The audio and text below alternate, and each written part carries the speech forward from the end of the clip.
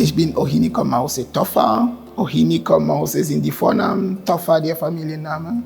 Ich komme aus einer kleinen Stadt aus Südtogo, Anejo. Ich bin nach Deutschland mit einem DAAD-Stipendium gekommen und habe an der Universität Bremen promoviert. Nach der Promotion habe ich diese Stelle in diesem Projekt bekommen und sofort ins Museum eingestiegen.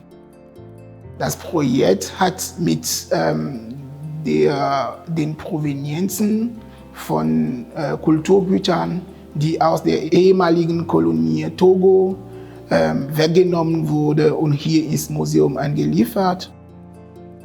Die Gegenstände, die wir jetzt beforschen, sind im Depot im Museum hier vor Ort gut behandelt. Da muss man dem Museum Blumen schenken. Ich arbeite im Depot, analysiere die Objekte, ihren Wert, ihre Materialität, analysiere auch die Karteikarten, sammle Informationen über die sogenannten Objekte und fahre dann ins Archiv, um mehr darüber zu erfahren, in welchem Kontext genau die Objekte weggenommen wurden. Ich komme aus Togo, ich kenne viele der Objekte. Sie sind Religionsobjekte, sie sind Götterrepräsentationen. Man kann hier von Ikonen sprechen. Ich kann sie sofort erkennen. Diese Objekte, diese Sammlungen sollen restituiert werden. Und da informiere ich erstmal in einer transparenten Weise die Betroffenen, die vor Ort sind, dass ihre Götter, ihre Ikonen hier in Deutschland gefunden wurden.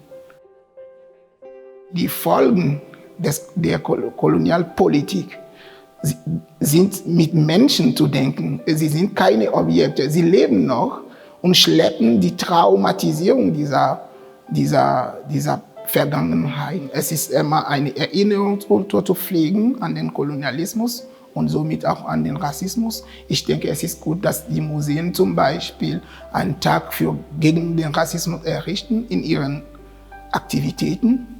Mehr Menschen aus den Minderheiten oder den Minoritäten in Deutschland einstellen, die kompetent dafür sind.